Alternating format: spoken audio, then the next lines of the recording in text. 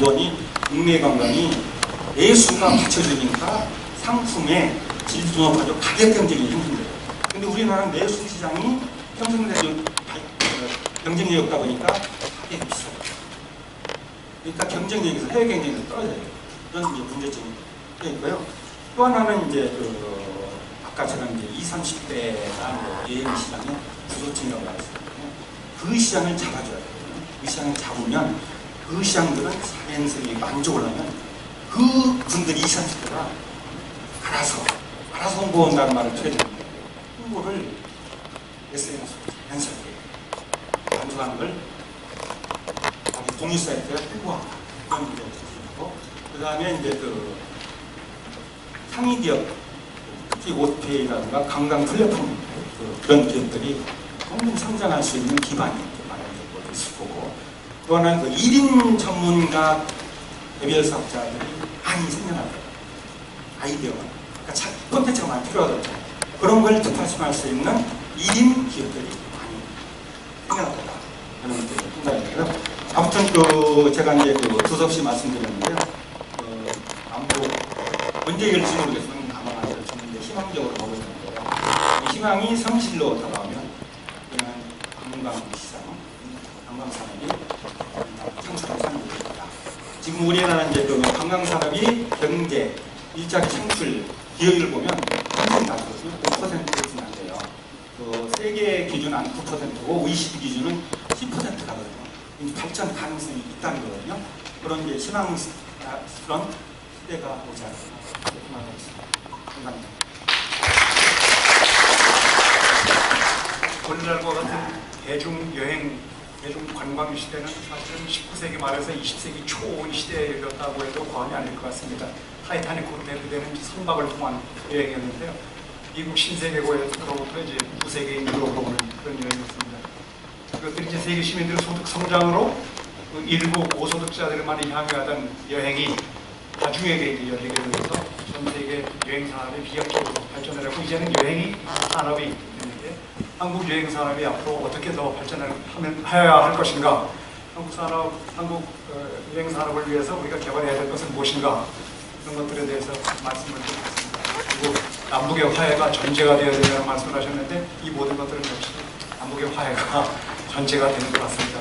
발표 5분의 발표에 대해서 감사한 말씀을 드리고 이제 토론으로 넘어가겠습니다. 토론을 맡아주신 네 분께서는 제가 부탁드리건데 발표하신 분들의 발표 내용을 가지고 토론하시기보다는 이외 본인들이 그동안 이 정책 포럼을 수락하시면서 생각하셨던 그런 분야들, 그런 것들에 대해서 자기의 소개를 밝혀주시면 감사하겠습니다.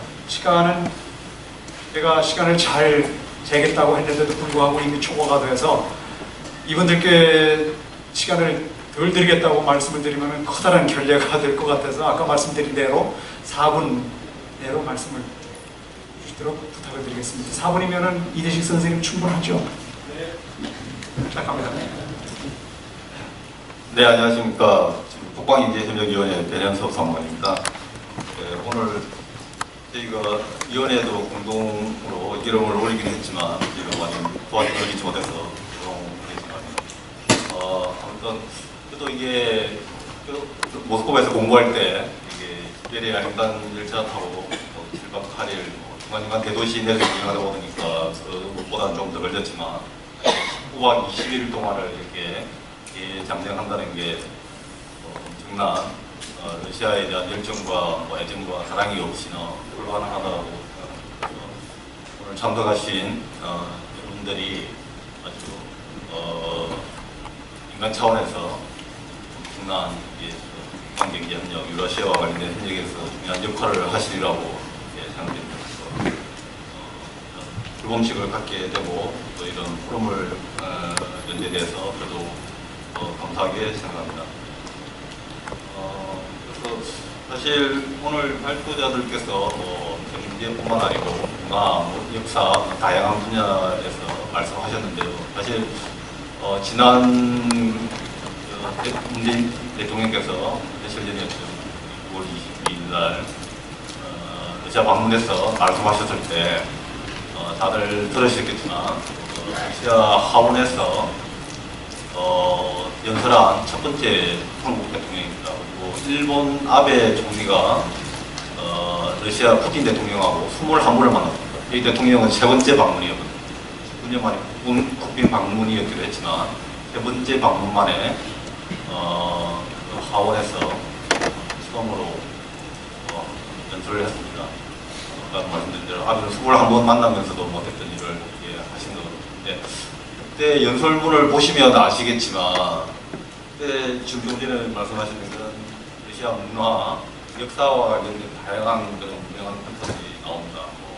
유라시아주의를 처음 주창했다는 그런 국민력보부터 나오는 시킨 하우스 이게 원장님들이 있지만 후시팀부터 해서 가가린, 유리 가가린, 이추린, 러시아 정교 전도 단장이 있어요. 그다음에 고급 탐험자, 야노프라든지 이런 다양한 그런 인물들이 러시아인들이 가장 자부심을 갖고 있는 인물들을 거명하면서 그게 하나 바로바로 열거하신 게 아니고 중간중간 연설문에 그런 인물들을 인용하면서 연설을 하셨습니다. 그 정도로 저희가 경제 협력을 하는 데 있어서 기업이나 정부의 역할뿐만 아니고 역사, 관광 그런 차원에서 할 수 있는 분야가 상당히 많고 그런 분야들이 또 이렇게 가시적인 성과도 먼저 나올 수 있기 때문에 다시 한번 러시아 결정과 수고를 다시 한번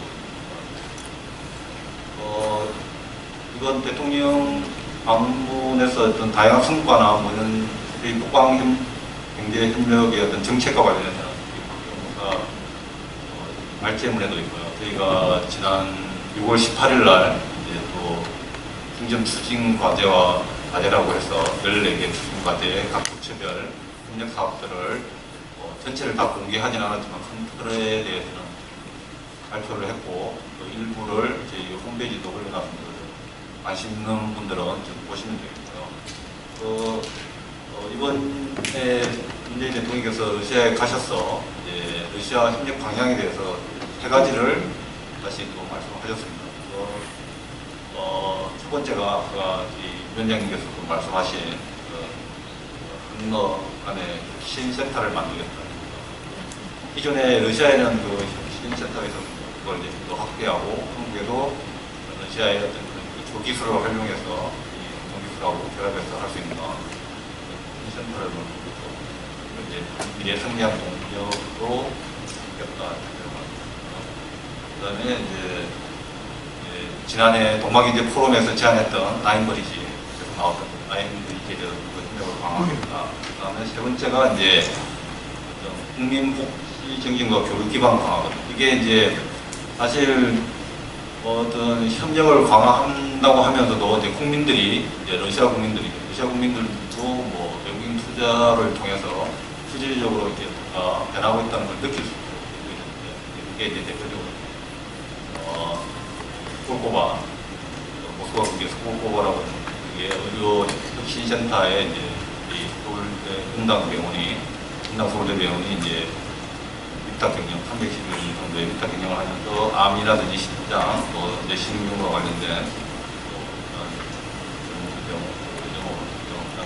그다음에 또 KT가 러시아가 이제 워낙 마시는 땅이 넓지만 이것이 열악하기 때문에 러시아는 이제 이 헬스라고 해가지고 공기 의료와 관련된 걸 올해 1월 법으로 가능하게 KT가 미래 횡단 철탑을 왔다 갔다 하면서 공기 의료를 단도하고 그런 이제 지하철도 공사하고 이렇게 협력하기로 했고 이런 다양한 목표를 제시하면서 2030년이 되면 저희가 한도수도 30년이 되는데 그때 이제 지금 저희가 교육액이 한도 교육액이 190억 달러 되는데 300억 달러가 들이자 그다음에 지금 한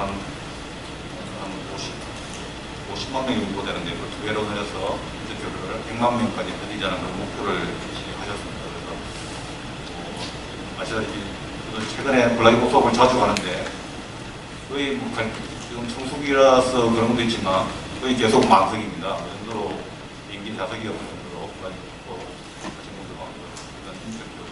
이분이 목표 달성이 가능할 것 같기도 하고 건강 이야기하면 좋겠지만 그래서 이런 이 정부 차원이나 기업 차원에서 이게 현역뿐만 아니고 이런 분야에서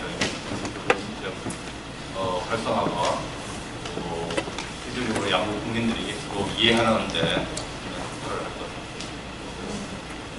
같습니다. 유라시아 전선협회가 좀 더 많은 역할을 해주시기를 바랍니다.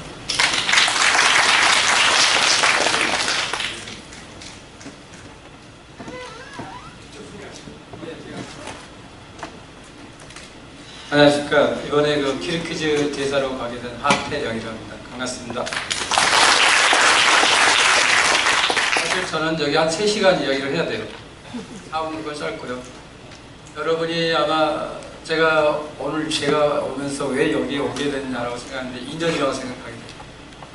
3년 전에 여러분이 기차를 타게 할 때 된 예산과 그 계획을 제가 유럽 국장할 때 만들었어요.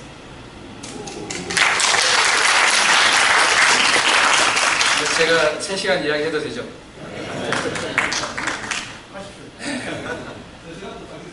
예, 사실 할 이야기가 진짜 많습니다. 제가 유럽 국장을 하면서 제가 그 3년 전 이야기를 꼭 해줘야 돼요. 제가 공지사를 한다는 게 절대 아니고요. 여러분이 어떤 역할을 했는지 그 당시의 상황에서 여러분이 한 걸음 한 걸음이 그리고 그리고 제가 또 모스크바 에카테르인burg과 모스크바 행사를 제가 또 가서 현장에서 했어요. 가서 그러니까 가기 전에 유럽장 할 때는 예산도 따고 그림을 제가 그렸고요. 그리고 또 모스크바에 근무를 하러 가서 에카테르인burg 행사하고 모스크바 행사를 제가 직접 했고 여러분을 제가 기차역에서 다 맞았어요. 제가 공사로서 맞았기 때문에 뒤에 일을 하다 보니까 이제 악수는 제가 나중에 했지만 아마 기억이 안 날지 모르지만 그러다 보니까 제가 여러분들 꼭 이야기를 이쪽에는 해야 되기 때문에 말씀을 하겠습니다. 당시에는 아까 발표하는 인사말이나 오늘 발표하는 분 중에서 여러 가지 이야기를 하셨는데 유라시아 이니시에이티브, 신동방, 라이브리지 굉장히 많은 이야기를 합니다. 많은 개념들을 하고 많은 워딩을 많이 하고 있습니다. 그러나 그거는 우리에게 뿌리 있게 아까 긴 이야기도 하셨지만 있는 거고요. 무슨 어떻게 표현하던가. 그런데 이제 구체적으로는 2013년에 이제 새로운 박근혜 정부가 들어서면서 소위 유라시아 이니시에이티브라는 것을 그냥 말로만 했고 그 개념을 제가 만들었어요. 그 안에 있는 내용을 어떻게 담을까. 그렇게 하면서 저희들이 2013년에 러시아 관련된 관계를 완전히 새롭게 했습니다. 즉 이때까지 해왔던 남북로, 삼각연로, 철도는 다 좋다. 자 그러면 지금 할 수 있는 것과 나중에 해야 될 것들을 구분해서 시작한 게 2013년 9월 현재입니다. 2013년 9월 G20 쌍띠에서 이뤘던 G20 정상회담 때 한러 정상회담을 준비하면서 그때 나왔던 개념이 지금 해야 될 것과 중장기상. 그래서 준비해서 간 게 2004년 9월에 쌍띠에서 박근혜 대통령과 푸틴 대통령이 만나서 첫 번째 만났어요. 그때 만나서 정리를 했고 사실은 한일 관계가 뭔가 새롭게 좀 해보려고 방향을 찾고 있어서 단계였어요. 그런데 문제는 2014년 2월 달에 우크라이나 사태가 일어나면서 2014년 3월 14일 크림반도를 병합하면서 여기 망가져 버렸어요. 그리고 원래 소치 올림픽에는 1월 달에 대통령께서 다보스 포럼을 갔기 때문에 소치 올림픽에는 정부 내에서는 5월 달에 전승주를 가는 걸로 생각하고 있었어요. 그렇기 때문에 일반 언론에 알려진 거하고 전혀 다른 겁니다. 그렇게 준비를 했고 차곡차곡 가고 있는 상황에서 갑자기 우크라이나 사태가 났어요. 그게 2014년 현재 상황입니다. 그래서 2013년부터 있었던 친선특급 관련해서 원래 알다시피 2003년 정도에 러시아 친선특급 사업을 했지 않습니까? 한 10년 됐으니까 한 번 더 하자 그런 이야기 나왔습니다. 물론 여기 있는 이상준 교수도 계시지만 많은 교수님도 그 이야기를 하셨고 또 정계에서도 그런 이야기를 해서 준비를 했어요. 그래서 저희들이 2015년 사업으로 한 100억 불을 신청한 게 2014년 1월 현재입니다. 그런데 이제 사건이 터졌어요. 사건이 터지고 중간에 가다 보니까 이제 이 일을 왜 하냐부터 시작해가지고 이런 형식적이고 이런 정치적인 행사를 왜 하냐. 그래서 국회 제가 여러 번 왔습니다. 그래서 아까 계신 의원님들한테도 직접 만나고 그랬는데 100억을 신청했는데 결국은 10억을 땄어요. 그 과정에서 많은 노력을 했는데 제가 이 이야기를 길게 해드린 이유는 이것입니다. 그 당시에 고위 인사 교류가 거의 끊겼어요. 저희는 공식적인 제재는 안 들어갔지만 우크라이나 사태로 말미암아 소위 말해서 장관급 이상, 총리, 대통령이 가기에는 어려운 상황이 있었어요. 그래서 2014년 마지막에 예산을 딸 때 이거라도 해야 된다고 해서 이 예산이 된 겁니다. 그래서 여러분이 2015년에 기차를 타게 됐고 제가 이제 2014년, 2015년 2월까지 국장을 하면서 이 그림을 그릴 때 제가 세 가지 포인트를 이용했어요. 제가 10년 전에 러시아 첫 번째 근무를 할 때 제가 모스크바에서 한러 친선 특급 사업을 했었거든요. 현장에서 제가 담당을 했기 때문에 그때는 러시아만 갔습니다. 그래서 상트까지 간 거였죠. 그래서 상트 갔다가 모스크바로 와서 비행기 타고 돌아왔는데 제가 국장할 때 이렇게 했습니다. 유라시아를 하자. 유라시아 또 이니셔티브 하니까 그래서 두 가지를 했는데 하나는 서유럽까지 가자. 그래서 독일까지 간 거고요. 두 번째는 중국을 넣자. TCO. 그다음에 마지막 세 번째는 중앙아시아에서도 철도 타고 고려인들께서 거기서 철도를 타고 조인하는 걸로 그렇게 했는데 거기는 그 철도 사정이 도저히 안 돼서 안 된다고 해서 두 가지 노선을 한다고. 중국에서 출발하고 그리고 베를린으로 상트라고. 그래서 그렇게 그려놨는데 오늘 여기 와라 그래서 왔고 아까 이제 인사말하고 이렇게 쭉 사단법인으로 됐다고 가지고 저로서는 굉장히 기쁘고요. 굉장히 반갑습니다. 제가 공교롭게도 푸틴하고 같이 임기를 같이 해가지고 푸틴 2001년부터 제가 러시아 일을 하기 시작해서 푸틴이 총리로 할 때는 저는 독일에 가 있었고요. 독일을 하다가 다시 러시아에 가니까 다시 대통령으로 오더라고요. 그래서 좀 임기를 같이 하고 됐는데 이번에 이제 그 러시아 문재인 대통령 가신 행사를 6월 지난주까지 마치고 지난주에 돌아와서 이제 다음 주에 이르키즈로 부임하게 되겠습니다. 여기 오셨고 또 그리고 기차도 탔고 또 앞으로도 유라시아, 러시아, 중앙아시아 다 관심도 갖고 일도 있고 사업도 하시고 또 심지어는 문화 행사도 하실 것이고 작품도 만들 것이니까 한 두 가지 정도 말씀드리겠습니다. 두 가지는 일단 러시아가 변했습니다. 여러분도 너무나 잘 아시죠? 3년 전보다는 엄청 변했습니다. 무슨 말이냐면 최근에 제가 있었을 때 메르켈 총리가 소치에 푸틴 대통령을 만나러 왔습니다. 메르켈 총리가 공식적으로 방문한 건 거의 한 2년, 3년 만에 처음입니다. 우크라이나 사태 때문에 못 오게 됐던 그런데 왔습니다. 그런데 온 것도 중요하지만 푸틴이 꽃다발을 줬습니다. 굉장히 뭐 흔히 생각하면 아무것도 아니지만 제가 2013년 9월에 박근혜 대통령이 상트 갈 때 준비할 때 저희들이 청와대에서 보고하는 자료에 특기사항으로 이렇게 썼어요. 푸틴 대통령이 메르켈 총리를 만났을 때 그 큰 개를 회담장에 끌고 왔다. 따라서 조심해야 된다라고 쓴 게 2013년 이야기입니다.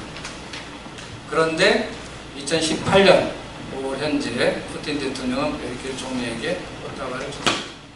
그래서 이게 독일 언론에서 특별됐어요. 메르켈 총리하고 푸틴이 만나서 이야기한 내용은 전혀 안 나오고 꽃다발 준 사진까지 나옵니다. 그건 두 가지 의미가 있습니다. 하나는 그만큼 독일을 포함한 서방 언론, 또 우리 언론도 맞죠. 그들이 갖고 있는 푸틴에 대한 것은 굉장히 잘못되어 있다는 거 하나. 그렇죠? 그렇기 때문에 그런 게 계속 특별해요. 두 번째는 푸틴이 메르켈 총리에게 꽃다발을 줄 정도로 푸틴이 5월달에 지금 새롭게 취임했지 않습니까? 취임하는데 21번 이상, 20번 이상의 정상회담을 했습니다. 즉 푸틴은 다가오고 싶습니다. 만나고 싶습니다. 친구하고 싶습니다. 바로 우리가 그때에 와 있는 러시아는 변했고 친구하고 싶어요. 그거 하나 말씀드리고 두 번째는 많은 사람이 이제 신독방 등식을 하면서 또 문재인 대통령께서 이번에 대통령께서 뭐 국빈 방문을 10년 했다, 뭐 국회 연설을 첫 번을 했다, 뭐라고 이야기를 합니다. 당연히 중요한 포인트입니다. 그 중에 하나 꼭 잊지 말아야 될 것은 모스크바에 오신 것은 10년 만에. 한국의 대통령이 모스크바에 간 게 10년 만에. 물론 이명박 대통령께서 2010년에 야로슬라브 포럼을 가면서 모스크바를 잠깐 들렸습니다. 그러나 정식적으로 그 나라의 수도를 방문한 건 한 나라에 들어간 10년 만에 처음이라는 것을 잊지 마십시오. 그만큼 소홀했고 그만큼 어려웠습니다. 특히나 우크라이나 사태 2014년 이후에는 대통령께서 모스크바를 방문한다는 것은 정부 내에서 협의하기가 쉽지 않았습니다. 그래서 2016년에 그 어려운 것을 극복해서 강제 2016년에 5월에 블라디보스토크 포럼에 박근혜 대통령이 가신 게 어렵게 간 겁니다. 자, 여러분이 기차를 타고 갔던 2013년 이후에 2014년, 15년, 3년이 지난 2015년, 그러니까 2014년에 우크라이나 사태 터지고 난 다음에 여러분이 바로 기차를 탔기 때문에 2015년은 지나갈 수 있었고요. 그리고 2016년에 이제 박근혜 대통령이 블라디를 가게 됩니다. 그리고 이제 문재인 대통령께서는 새롭게 시작하는 신북방 정책으로 작년에 블라디보스토크를 가게 됐고 올해 모스크바를 가게 됩니다. 이 모스크바 방문 자체가 그만큼 어렵게 이루어졌다는 것. 그 말은 뭐냐면 새로운 정부는 신북방 정책이라는 모토를 세우고 러시아, 유라시아하고 잘 해보겠다는 것입니다. 그래서 그 두 가지. 러시아는 변했고 러시아는 우리하고 친구하고 싶다는 거 하나. 그리고 우리 정부 역시 러시아를 새롭게 지금 보고 있다. 그렇기 때문에 여러분들이 2015년에 용기를 내서 19박 20일을 갔듯이 이제 한 번 더 가십시오. 이제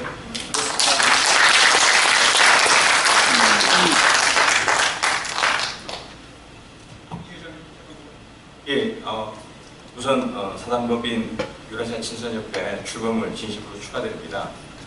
저희 학교도 사실은 2015년도 유라시아 친선 특급을 한 당시 거점 도시 행사로 모스크바에서 술리에 갔다가 조직했었고요. 그리고 아마 여러분들이 기차 타고 가시는 동안에 구성되었던 특강 프로그램들이 사실은 저희 학회 멤버들이 같이 고생을 해서 만든 프로그램이었습니다. 그래서 저희도 사단법인 유라시아 친선협회가 본격적으로 출범하게 된 것을 대단히 환영하고 진심으로 축하드립니다. 그리고 또 앞으로 친선협회가 발전하는 과정 속에서 저희 학교도 할 수 있는 역할이 있다면 오늘처럼 기꺼이 참여해서 같이 행사를 진행하도록 하겠습니다. 그런 의미에서 저는 딱 한 두 가지 정도만 말씀을 드리고요. 친선협회가 앞으로 조금 더 관심을 가져야 되는 부분들이고 사실은 저희가 학자이기도 하지만 교육자이기 때문에 차세대 젊은 청년들이 좀 더 많이 참여할 수 있는 프로그램을 만드는 것이 굉장히 의미 있다고 판단이 됩니다. 특히 이 청년 세대들은 모바일 환경에 굉장히 아까 말씀하신 것처럼 모바일 환경에 굉장히 익숙합니다. 아마 블라디보스토크를 방문하시면 젊은 청년들이 목요일날 일을 끝내고 밤 비행기를 타고 도착해서 모바일로 블라디보스토크 곳곳을 찾아다니면서 새로운 것을 발견하고 또 그런 정보들을 계속적으로 올려보고 그래서 또 나중에 오는 친구들은 자기네들은 또 새로운 걸 발견하기 위한 노력들을 하는 모습들이 굉장히 흔하게 보여지는 풍경입니다. 친선협회가 이런 것들을 조금 더 제도화된 어른들의 어떤 틀 속에서 지원해 줄 수 있는 것들을 찾아나간다면 굉장히 의미 있을 거라고 생각됩니다. 특히 요즘 최근에 러시아에서 청년들도 실제로 인스타그램이라고 하는 SNS를 통해 가지고 창업도 하고 있고 그런 것들을 굉장히 활성화시키고 있는 것이 오늘날 현실의 모습입니다. 그래서 청년들이 좀 더 많이 참여하고 그들이 유라시아 친선협회라고 하는 큰 틀 속에서 상당히 다양한 재미거리들을 찾아나가도록 해주신다면 아마 친선협회의 미래는 굉장히 밝을 거라고 생각이 되고 또 저희 학회 구성원들도 또 저희 역대 회장님들이 상당히 많이 이 러시아 신선 특급에 같이 참여를 하셨고 또 오늘 오시지 못했지만 많은 분들이 축하의 말씀을 저를 통해서 대신 전해주셨습니다. 아마 여러분들이 좋은 프로그램을 만들자고 또 저희랑 같이 고민하자 그러면 저희도 기꺼이 동참해서 여러분들과 같이 유라시아 신선협회의 발전과 또 한국과 유라시아 국가들 사이의 협력을 증진하기 위한 다양한 방법들에 대한 것들을 같이 고민하도록 하겠습니다. 이상 제 토론 마치도록 하겠습니다. 네, 감사합니다. 저를 마지막으로 주셔서 4분까지 하면 큰일 날 것 같아서 제가 준비했던 걸 확 줄이고 지금 토론보다는 유라시아 신선협회에서 축하드리는 말씀하는 자리인 것 같아요. 그래서 이상규 교수님 국민대에서 특강 프로그램 만들 때 제가 특강 강사로 들어갔었는데요. 그때는 지금 예시제 그때는 삼성경제연구소에 있었는데 회사 사장으로 제가 결국 특강 강사로 못 가게 됐습니다. 또 기회가 생기면 볼 수 있습니다. 한마디만 드리겠습니다. 지금 미국과 여러분이 여러분이 하시는 일이 얼마나 의미가 있는지를 전 세계의 지정학적 차원에서 되새기는 그런 말씀입니다. 지금 미국과 중국이 무역 전쟁하고 있죠. 점점 더 심해지고 그리고 군사적인 대결까지도 전문가 말씀도 굉장히 심해요. 옛날 저희들이 전공하는 소련과 미국이 대결할 때 이 대결 구도를 풀었던 게 키신저였습니다. 그때 활용했던 게 중국어를 중국과 그때 핑퐁을 연결해서 중국과 미국이 손을 소련이 약화되고 결국은 소련이 무너지기까지 한 바로 그 키신저의 작품이었습니다. 그때 썼던 게 이제 미국이 중국과 손을 잡았습니다. 지금은 이제 미국하고 중국이 지금 그 사이에 러시아가 있습니다. 이 둘이 만약에 지금과 같은 갈등과 경쟁 구도를 계속하게 되면 제일 위험한 지역이 한반도입니다. 여러분 남북 관계가 좋아져서 좋으시죠? 근데 이건 저희들한테 큰 위기입니다. 왜냐하면 옛날에 미국과 중국은 북한이라고는 범퍼존이 있었어요. 요거 사이에 들고 대의전을 했는데 이제 미국과 북한이 서로 협력을 하면 미국과 중국은 한반도에서 직접전을 하게 됩니다. 그래서 미국과 중국이 평화로운 관계가 협력하는 관계가 되지 않고 갈등하는 관계이기 때문에 가장 큰 피해를 보는 게 한반도가 됩니다. 여기서 중요한 중재자가 될 수 있는 게 바로 한반도이기도 하지만 또 러시아입니다. 러시아가 중국 편을 들어버리면 판이 완전히 달라요. 러시아가 미국 편을 들면 또 완전히 달라요. 그래서 키신저가 트럼프가 취임할 때 또 러시아를 찾아갔습니다. 이번엔 러시아와 손을 잡아야 된다. 그래서 러시아가 지금 어떤 포지셔닝을 하는가가 세계에 큰 변화를 줄 수 있습니다. 그래서 이 러시아와 한반도가 손을 잡고 에너지, 물류에 끈을 잇는 것은 세계 평화를 위해서 굉장히 중요한 거고 여러분께서 한반도를 출발해서 유라시아를 걷는 이 행위 자체가 상징적으로 굉장히 세계 평화에 중요하고 미국과 중국 간의 갈등을 협력을 갖는 굉장히 의미 있는 라는 것을 말씀드리면서 앞으로 여러분이 하시는 일이 굉장한 의미가 있는 일이니 건강하시고 긴 여행 잘 마쳐주십니다.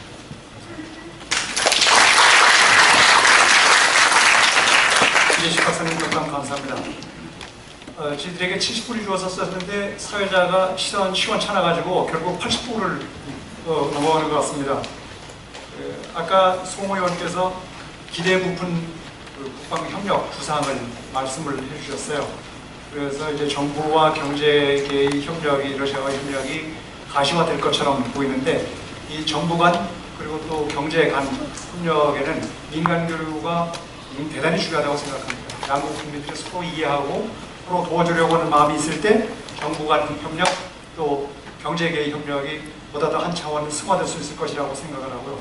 그런 차원에서 회장님께서 아까 민간 외교의 선봉의 역할을 하겠다고 말씀을 하셨습니다. 그 결과 같이 열차를 탔던 우리 모두는 민간 외교관이 되었습니다. 오늘 이 정책 포럼에서 발표된 그 연구 결과가 여러분에게 모두 공유가 되고 그것이 여러분들에게 내면화돼서 그 내용을 여러분들이 가져야 민간 외교관으로서 올바른 역할을 하실 수 있으리라고 생각을 합니다. 향후에도 이런 정책 포럼을 지속적으로 개최를 해서 우리의 지평을 넓힐 수 있기를 기대하고요. 그 다음에 이상준 위원장 말씀하신 것처럼 우리 활동이 청년들에게 대륙의 호방한 기상을 불러일으키는 그런 역할도 할 수 있기를 기대해 봅니다. 그렇게 해서 우리 모두 지금 우리 국민 거의 대다수가 섬 아닌 섬을 곧 벗어날 거라고 하는 큰 기대를 가지고 있는데 그 섬 아닌 섬을 벗어나는데 우리 협회가 다른 어느 단체보다도 앞장서서 큰 길을 열어갈 수 있기를 기대하면서 정책 포럼 문을 닫겠습니다. 감사합니다.